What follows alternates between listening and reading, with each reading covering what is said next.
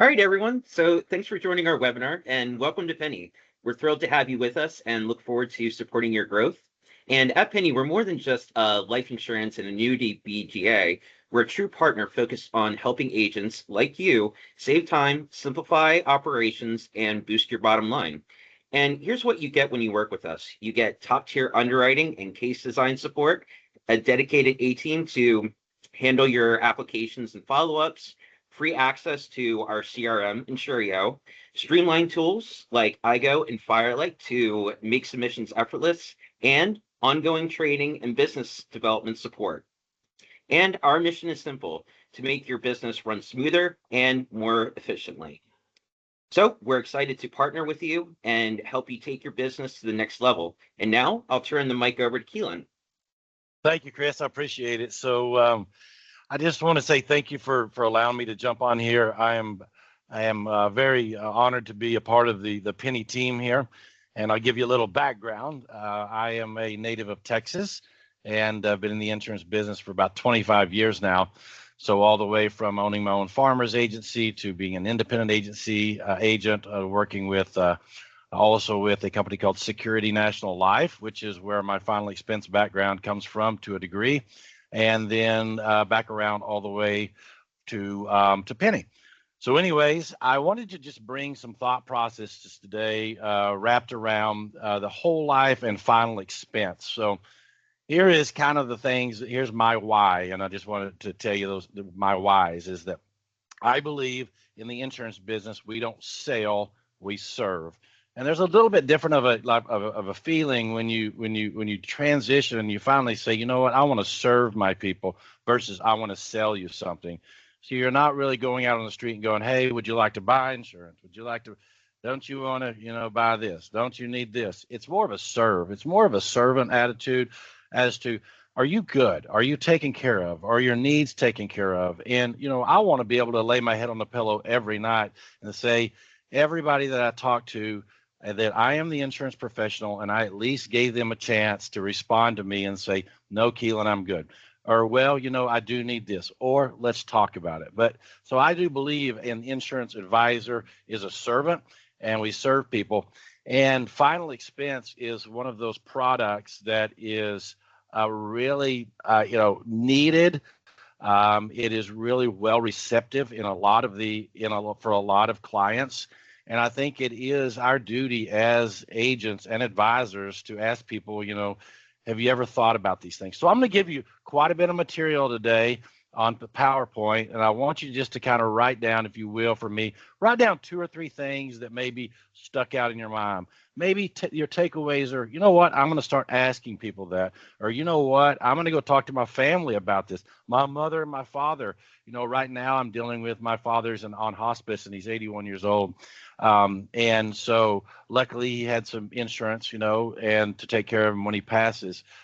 But lots of times, in these events, the husband or the wife is taking care of the business and it's just not enough, or they forgot to buy it, or it lapsed, or it's just a lot of objections that we run across. But I think with final expense and with whole life, I think it is a product that you can go out in the streets, anywhere you go, and talk to people about. Even talking to young people, hey, is your mom and dad, have you ever thought about when they pass away, are they taken care of? Are they good?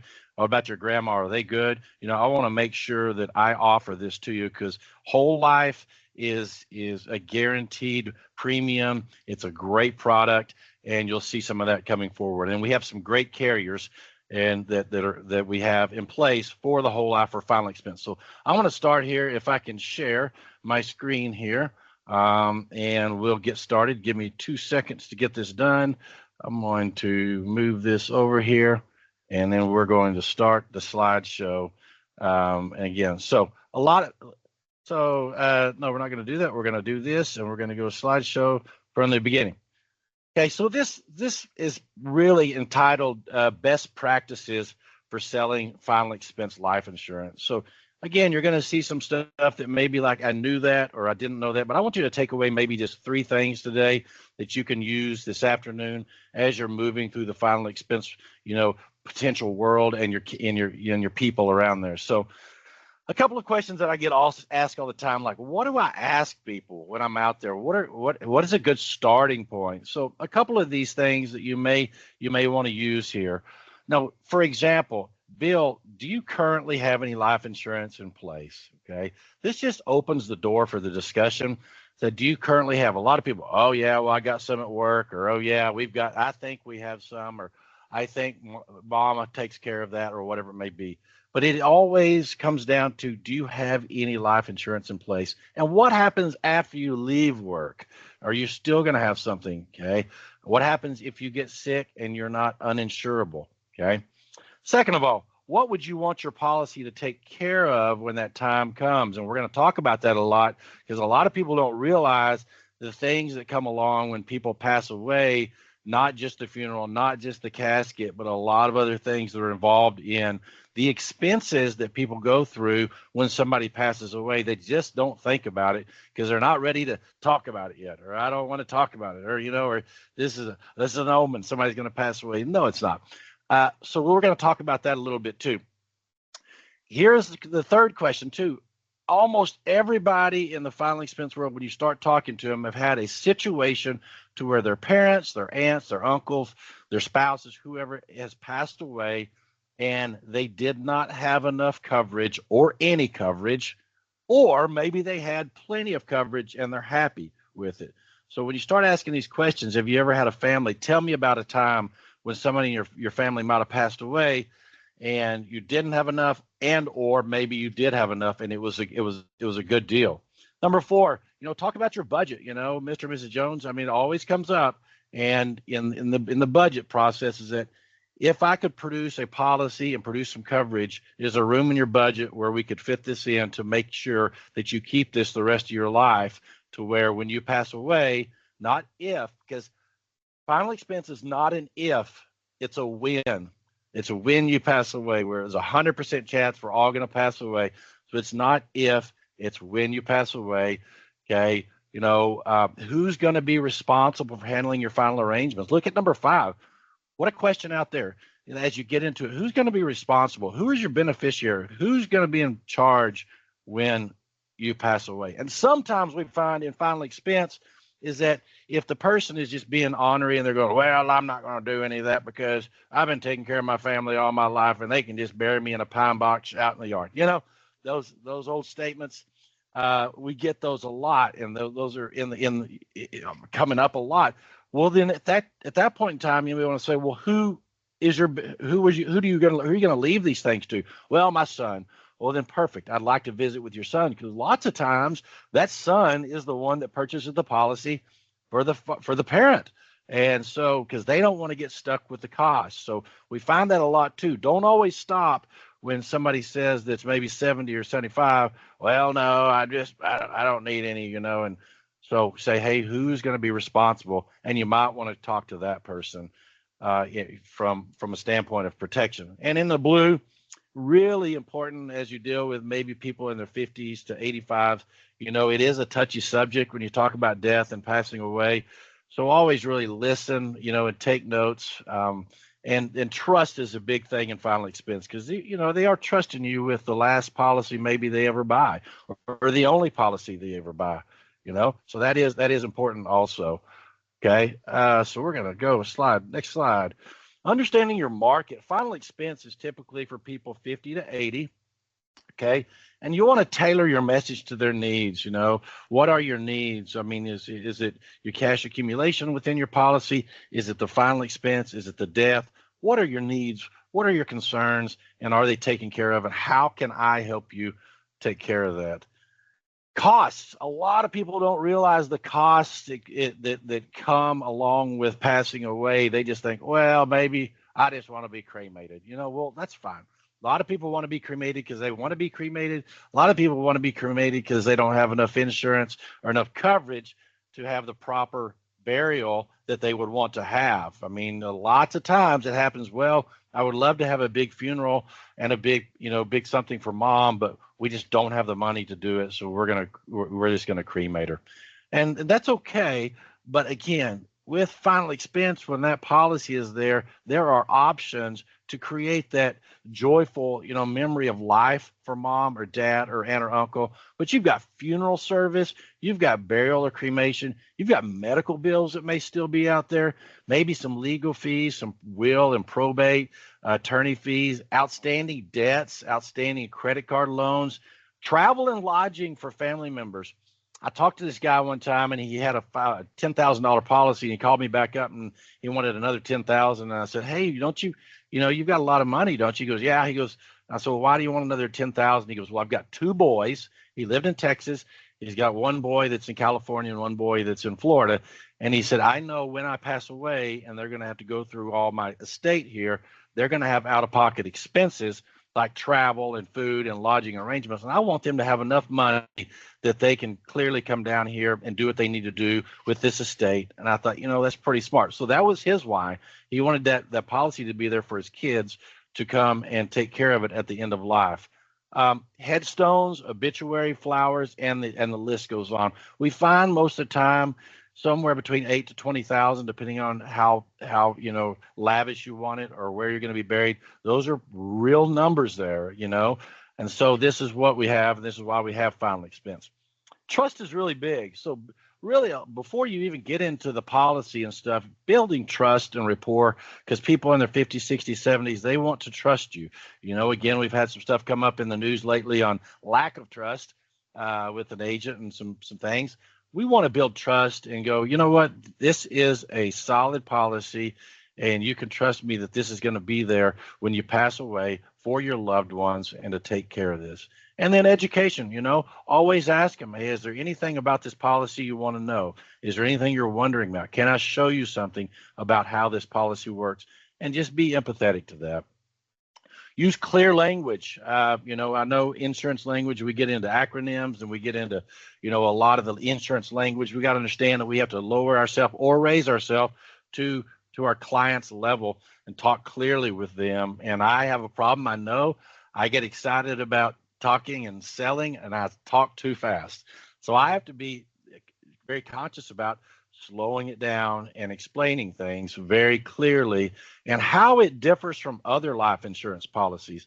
And you don't have to get real deep into it. You can do, well, term goes for a certain period of time and then it stops, and then you have increased premiums. Universal life policies, they grow and do have some cash values, but depending on how much you put in there, whole life is one premium always and forever, and it has the guarantee there. Guaranteed to be there when you pass away, guaranteed that this premium will be the same forever and ever and ever. It's in writing, and that's what we do, and that's what the beauty of the whole life policy is. No medical exams. A lot of people just balk. Oh, I don't want to go give blood or urine, or I don't want them looking. It's just too much work. That's, final expense in most cases is no medical exam.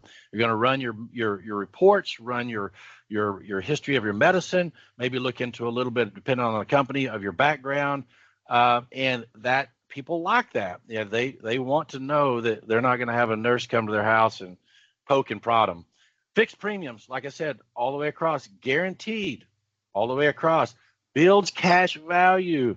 So I want you to really think about this. If you've never looked at the illustration portion of a whole life policy and gone down there 20 years in there, have a sample of a final expense policy, print it out, print off the illustration page, and go, Mr. and Mrs. Jones, buy one for yourself. Buy a $20,000 final expense policy. It will gain cash value. It will grow. And what they're going to see is that in 20 years or 15 years, that cash accumulation is going to grow in there. We want people to keep their final expense policy forever until they pass away. That's the purpose of it. But there are options built into final expense policies, because it is a whole life policy, to where at some point in time in the future, you can take that money out. You can use it. You can take a loan. Again, don't get into the weeds with the final expense prospect unless they ask it. But if they do ask it and they want to know the details, yes, absolutely. This will grow, and this will give you, when you get this policy, it will have the guarantees that on year 20, your cash accumulation will be $13,633.14. And that's in the illustration, and they're guaranteed. And then the last, peace of mind. Mr. and Mrs. Jones, imagine when you buy this policy, not if you buy the policy, when you buy the policy. And remember, when I'm talking to clients, I always use when. I don't use if. And I say, when you have this policy, when you get this policy, when you purchase this policy, when you have this for 5 years, because in their mind they're hearing that when I get it, when it, and they're shaking their head yes. You're already pre-selling it as you present it when you have this policy, and that's called assuming the sale. You assume the sale to them, and then they all automatically believe you and believe in the process, and that's when it becomes real for them. And at the end of the day, it's hard for them to say no.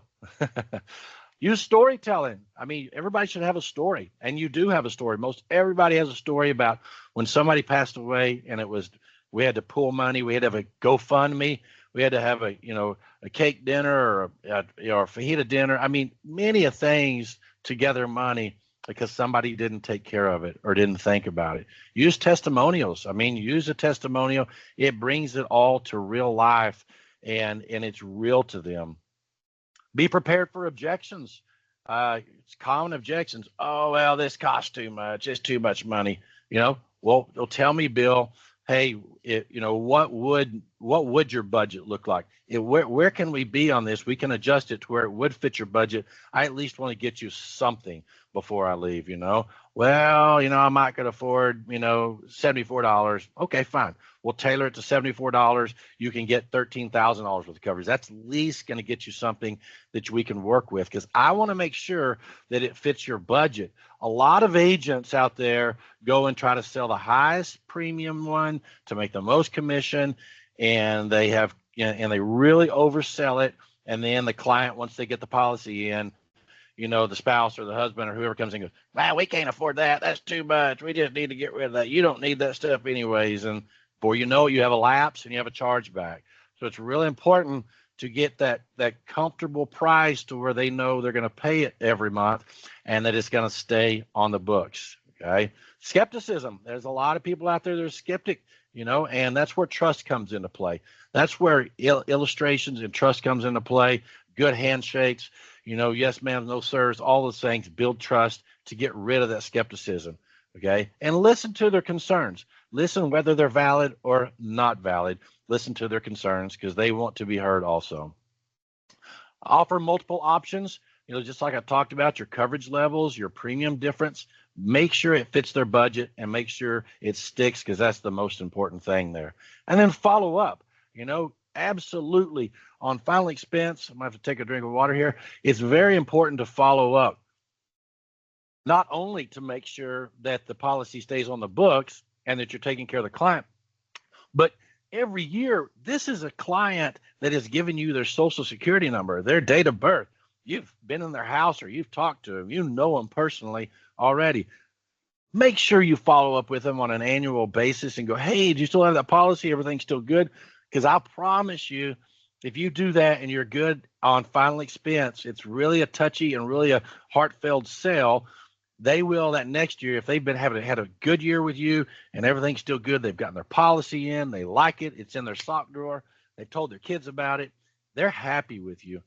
Hey, what about your kids? What about your wife? What about anybody else? Is there anybody else that you can think of that I could visit with about this? They'll start just giving you names. They'll start giving you, because the trust is there and they know you did what you said you were going to do, and they've got that policy that fits their budget and they're proud of it and their family's proud of it. And it's something important to them, not just a policy that's sitting out there, somewhere on a computer or internet. It is in their house. It is personal to them. And so make sure you follow up for them and follow up with opportunity for referrals. Okay. Leverage technology. You can use your e-apps and video calls. If they're that kind of person, use it. Use your e-apps, use video calls. Hey, I'm going to Zoom you. Do you know how to Zoom? Oh, yeah, we do it all the time. Or FaceTime you and talk to them, however they want to be communicated with. Understand, people from 50 to 80 grew up in different time frames. Us 50-year-olds and Gen X's, we're pretty computer savvy and phone savvy. You get up in the 60s and 70s and 80s, maybe not so much, in that. So you've got to be aware of how they want to be communicated with. Is it by email? Is it by phone? Is it, if you're close enough to go see them, how do they want to be communicated with? And then follow that lead with that communication channel because they're comfortable with you, okay, and they get comfortable with you. So here is kind of just a screenshot of a quote that you get with Pinney, and what it looks like when you run a quote with Pinney. And these are several of the carriers here and what it looks like. So as you can see, and we're going to go through a little bit of carrier information here. I don't want you to get too wrapped into it, but what I do want you to know and think about is that when you're with Pinney, you have a very vast amount of opportunities to show people different carriers. If you're just with one final expense company, you have one premium, that's it, and nope, you can't move the needle. Okay, so where you're going to find out as you start quoting through the Insurio process through Pinney, this is a nice clean quote that comes out from final expense. You've got some carriers like Sons of Norway here, Transamerica, you may have heard of a few of these, Americo, Mutual of Omaha, Foresters, Corebridge. This is a pretty good slate of final expense carriers here, some strong carriers in here, and you're going to see on a monthly basis, they're not really far from each other. So here's my point of it. You can't really mess up because you've got a $56 a month or a $64. I mean, you're talking about an $8 swing there. And as you move forward with your career with Pinney and final expense, you'll find a carrier that you really like out of this group here more than others. And whether it be because they've got a great rider, whether it be that they're quick on issuing, whether you just like the way that their policy looks, whether you for whatever reason, you will find a carrier or two that you will always lean to. And again, you can't mess up because they're all pretty much in that ballpark and in that range. And that's where you get to work with us and work with our underwriters and work with our team on picking for you, what is the right carrier for this process. And once you do it 2 or 3 times and you mess up a couple of times, then it'll become old hat and you can really do it, with your eyes closed. Okay. So don't worry about the quoting process. It's very easy. Probably the easiest product we have along with term to quote and to get a product out. So this is really just a conversation here, and I'm going to go through it kind of quickly, but this just kind of gives you an idea as to what it looks like when you're in the conversation piece. Hi, Bill. This is Keelan. I'm a licensed agent here in Texas. I work with Pinney Insurance, one of the most trusted names in life insurance. I help folks like you get affordable coverage to protect their loved ones and from funeral costs and final expense. How are you today? The reason I'm reaching out to you is see if you qualify for, and this is just I put in Mutual of Omaha, it doesn't have to be this, to see if you qualify for Mutual of Omaha's Living Promise Plan. It's a permanent life insurance policy that helps you make sure your family isn't left out there with the financial burdens when it comes this time. And I want you to think about this.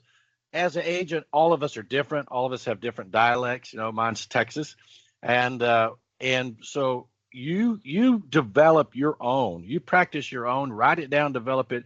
But you don't have to go off of a script. Y'all are all professionals. You know how to do this. But this is maybe just some thoughts here. Can I ask you a few questions? Just a few. Do you have any life insurance? Have you had any major medical issues in the past?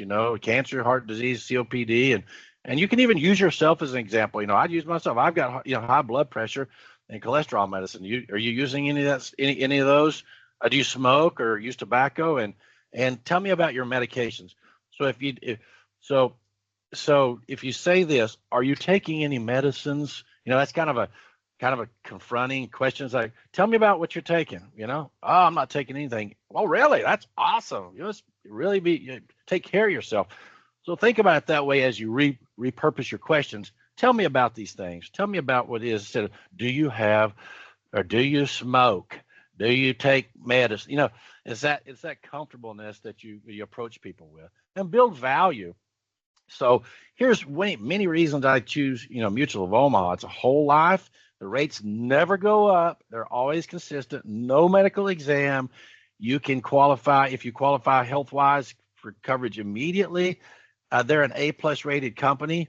And just build those values in there for the company, whatever company it may be. And you can say, I'm just using this company, as an example. We haven't quoted you yet. We've got a lot of great companies out there that we can find your place with. Based on your age and health, it looks like you probably qualify for a level benefit plan. And for $10,000, and this is where you give them multiple options. For 10,000, you're looking at about $56 a month, 15 about 64, and 20,000, you're looking probably about $74 a month. So there's not much difference in there. Give them options. If you think that the 15,000 is the right one for them, start with 10, give them that option and say 15 is really what we advise. Show them 20. They may say, no, heck no, I want the 25. So give them options. Just don't give them the option to say no. Okay. Which one feels the most comfortable for your budget? Perfect. Let's go ahead and take care of this today so I can protect your family. I just need a few pieces of information there. It's really that simple, for everybody. And final expense. It's just the trust factor, learning a little bit about them, finding the right sweet spot in their budget, and then pushing forward with the sale and with the service that you're providing for them. I'm going to go through a couple of companies here, and this is not for you to really memorize, and it's not pointing out any company over another company. Just what I want to point out here is that we can help you in this. We have the knowledge, and our team has the knowledge to tell you, as you move forward through this process, which carriers have certain things and which ones don't. And they change constantly. Carriers change all the time. So we want to keep you, on top of which carriers are really doing well, or which carriers are really wanting the business now, where you should do your business with, or unless you already know. So just out of, from the quoting, the Sons of Norway comes up, some pros, they offer coverage for health issues, membership perks, competitive rates. Some of the cons, limited production and a smaller company. Okay. So that's just, this is public knowledge. Transamerica, you can look at this too. You've got coverages of 1,000 to 50,000. They go all the way down to 1,000. Simplified issue, no medical exams, immediate coverage, expedited claims. That's a big deal too. Some of the things that people objections is that, well, how fast when somebody dies, how fast? I've heard that it takes months to get your money back. I've heard horror stories. No, that's not true. We've got a couple of carriers that once they receive the death benefit, that money is sent out within 36 hours. So that's not true what you heard. Maybe you heard that on $1 million, universal life, but on final expense, the purpose of that is to get that money into the hands of the funeral home to take care of the business quick and expedited. So Trans is known for that. Fixed premiums here. Higher premiums for standard health, maybe with Trans a little bit, but again, as you can well see, the premiums aren't that different. Americo has some pros here also. Immediate decisions, accelerated death benefit rider. Some of these carriers have accelerated death benefits, so if you become chronically ill, you can use some of that face amount to take care of your needs while you're chronically ill. So as you move forward in this process and get with us, we'll say, hey, these carriers, if that's important to you, these carriers have this built into it, and that's a selling point for you to tell your clients, hey, listen, some of these have, accelerated benefits that if something were to happen to you, we can get your money quicker than when you pass away. Okay. Smokers may qualify. So if you run across a smoker, hey, I've got this carrier, you're a smoker, I've got this carrier that will maybe qualify you for a non-smoker rate. Okay. So let's just look at that. I mean, you can think about these riders and use them to your benefit. If you know all these riders, I know a carrier that really has that can really link into that. Okay, and that's why I'm showing you this. Mutual of Omaha, immediate coverage, competitive, strong reputation. Everybody knows MUA, so they've got some green lights there. Most carriers are going to be 2,000 to 50,000, somewhere in that range. That's the final expense range. Okay. Foresters, there's some pros and stuff on Foresters plan here, 5,000 to 35,000, age range up to 85 here, immediate coverage, some fraternal benefits, unique fraternal benefits, legal financial counseling, and some riders. They have some riders, accidental death rider at no extra cost. Okay. So some of these policies you can get a $20,000 policy and then add a $20,000 accidental death policy onto it, rider on it, to where if that person passes away in an accident, you will get $40,000. So it doubles the policy. So if that's important to you also, it's a good selling point because you can clearly go, we've got 20,000 if you die naturally, but if something tragic were to happen, we can get you 40,000, like double the coverage. So that's important too. And then of course they have a rider too, terminal illness. So again, that's important. And if that's important to you and it fits part of your story and your storytelling, use it. Okay, so use it and abuse it, but that's part of the sale, and it's not true. The carriers, we do have carriers that do this. Okay, Corebridge, AIG, they've come out with a pretty strong plan here recently. 50 to 80, no medical exam, very fast online instant decision. So if you're really wanting, those instant decisions and you want it back quickly, you may put a policy through Corebridge. Check them out. We'll get the internal wholesaler to give you a ring and talk about this, how quick it is. Living benefits, terminal illness rider. So there's some pros there on the Corebridge side that they're working with also. So really kind of in summary, I want to just kind of land here. I know it's a lot, and I hope you maybe just can kind of get a vision that Pinney is here to back you in your final expense, career. And here's a staggering fact that I want y'all to kind of sink in here. The average age of death in America, I read, and of course, it's no disclaimer here, but I read that it's 77 years old, and it doesn't matter if it's 76 or 77 or right in there for female, male, and every different classification.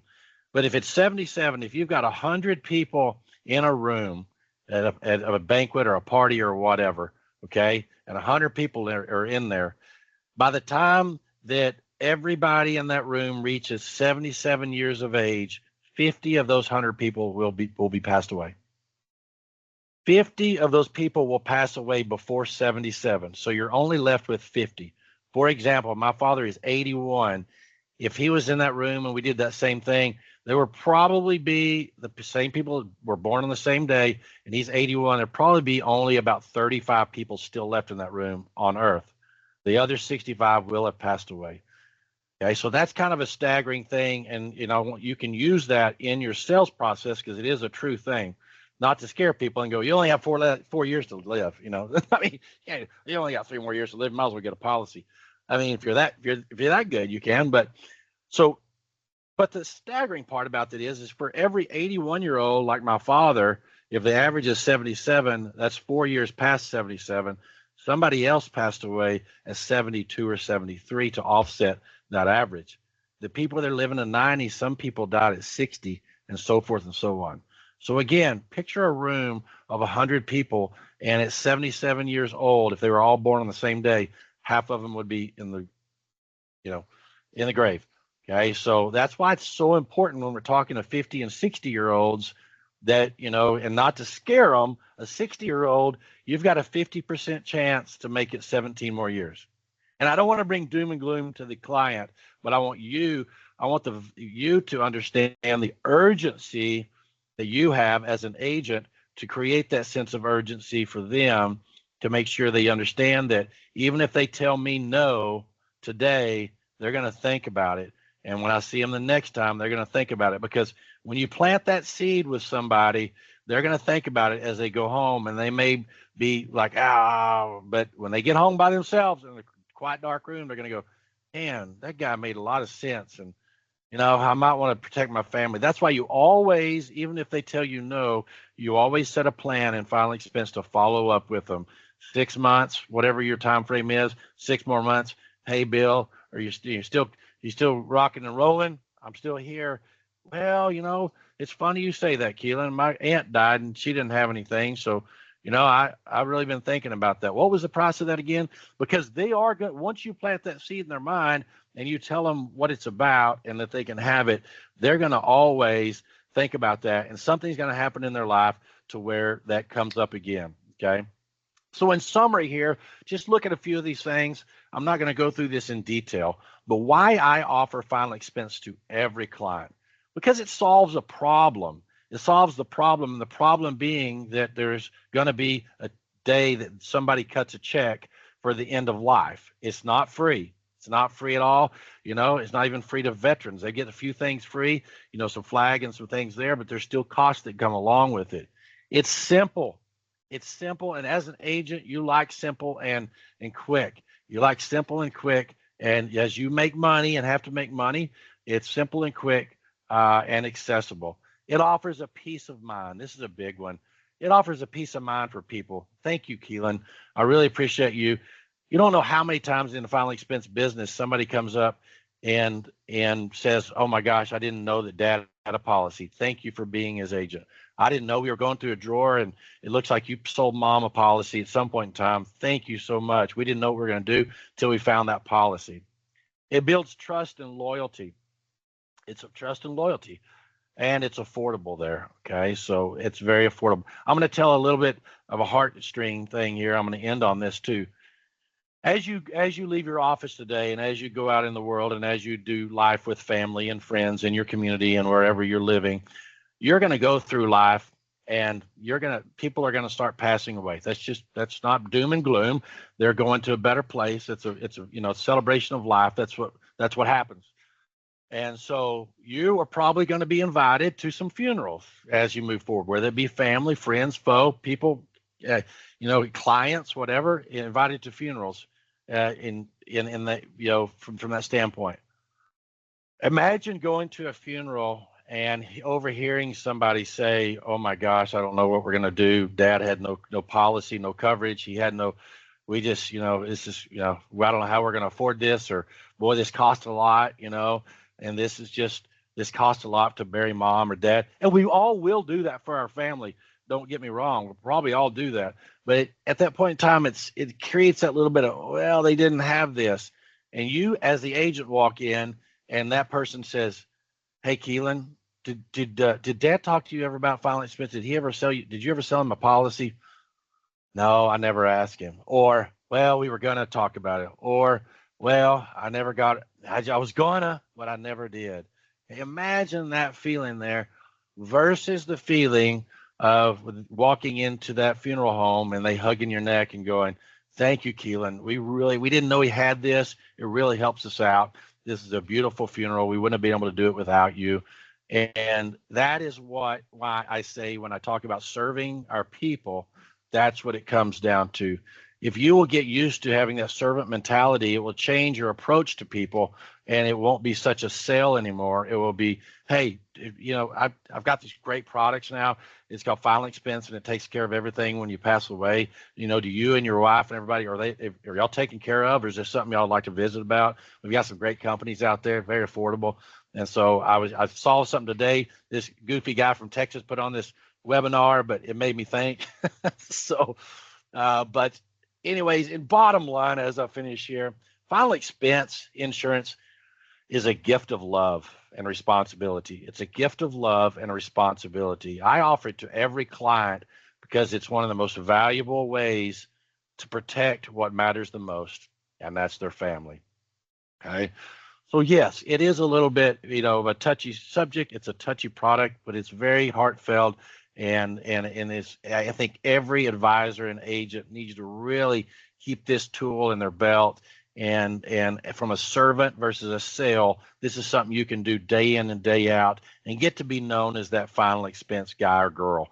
Get to be known as that person. You need to go down there and see Kathy. You need to go down there and see Keelan. You need to go see Bill. You need to go see Tim. They will take care of you, and find your local funeral home. Talk to them. Who's taking care of this stuff? Talk to all your, your local, lawyers and tax advisors. Who's taking care of this for y'all, for your people? And just get in the process of that, because I think you'll find it very rewarding, and it will be a process that you'll really enjoy once you learn the processes. And we at Pinney here want to help you with that process, with the product, with the procedure, and with that, and make you to where it becomes just a conversation piece out of your mouth, and another thing that you can add to your agency, add to your business, that's going to show value as to you as an agent. So with that being said, Chris, I don't know if you're still on here. I'm going to stop sharing here. And if you're still here, you can take the lead and close us down. Yeah, absolutely. So we have a few questions that came in. Sure. First question is, how long does underwriting usually take from application to policy issue? Most final expense policies are the same day. I mean, really that quick. Same day or the day after. It's that quick. So, because they're really just pulling medicals, they're pulling the medications, and a lot of companies, they'll use, a Milliman or a company that pulls that medication right in and feeds it into the application. If there's some underwriting things that that we have to get. It could be a day or two, but super fast on underwriting. We're the fastest product there is typically, other than term, right in that. And lots of times, like I showed you a while ago, some of the carriers, we can dig into it later, are instantaneously. If you answer all the questions no on the application, they will have 3 sections, and you answer them no all the way down. It's an instant issue there, from the policy standpoint. Yeah, lots of them are that quick. And the next question is, what's the most common reason an application gets delayed or declined? So that's a great question there. It is very important that when you're asking those medical questions that you allow the client to let their guard down. So the reason that policies get declined or delayed is because the agent tries to take a shortcut when it comes to medical questions and it comes to medication, because it is sensitive information. And a lot of agents, they kind of stop there and they balk there. And what I find is a lot of agents, they will not ask medical questions and say, well, I'm not going to do the medical questions really, and I'm going to cheat on them a little bit because I really want this policy to go through, and I'm not going to ask the medications because that's the company's fault. No, you're an advisor. It's your responsibility as the forefront of these carriers and of the company to ask these questions. So to become a good advisor, to do what's right for the client and for yourself and for the company, it's better to just say, hey, I know this might be take a little while, but can you bring out your pill box or open your pill sack or what do you take, and get as close as you can the information that will go to the underwriters so that decision can be made quicker and they don't have to go back and look at medical data to try to figure that out. So it can really slow the process down. I would say the reason it gets declined and slows down, if there is a reason for it, is agent laziness. I mean, it's just because the company has to get a good picture of the health of the person, if you know what I mean.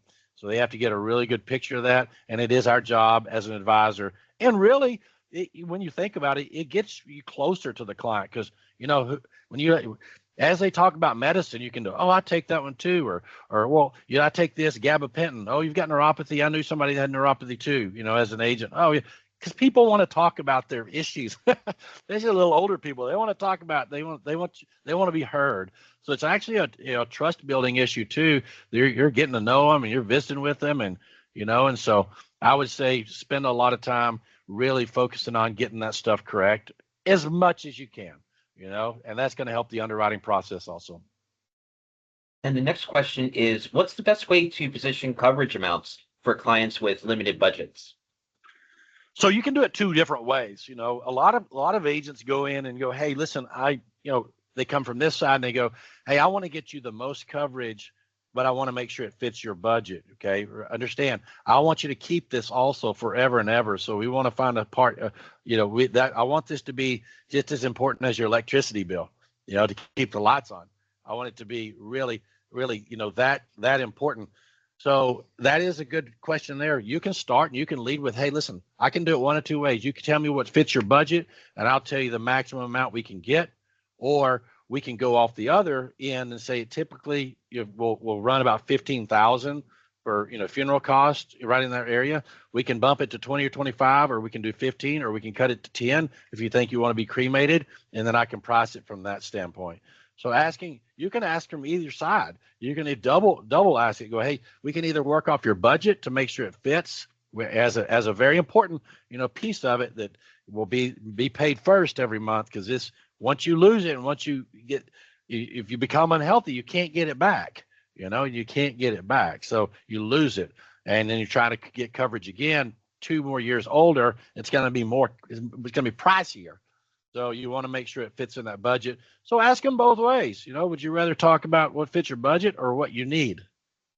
So either way, there's no wrong answer there. Whatever you feel comfortable with. It looks like there's one final question. What objections come up most often during the final expense sale, and how do top agents handle them? Yeah. So one of the objections that comes up a lot is that I need to check with my spouse. I need to check with my significant other. I need to talk to my kids, so they'll, and lots of times when they do that, there could be, sometimes you didn't do a good job presenting it. So they want to get you off the phone, but lots of times it is a legitimate objection. I need to talk to someone about it. So I just handle it like this. I'd say, hey, Chris, I need to talk to my spouse, or I need to talk to my dad, mom, whatever. And I say, well, what is their name? Are they around? Can they get on the phone here too? No, I need to talk to them tonight, and then I'll get back with you tomorrow. Perfect. I tell you what I'm going to do. What time can I call you tomorrow?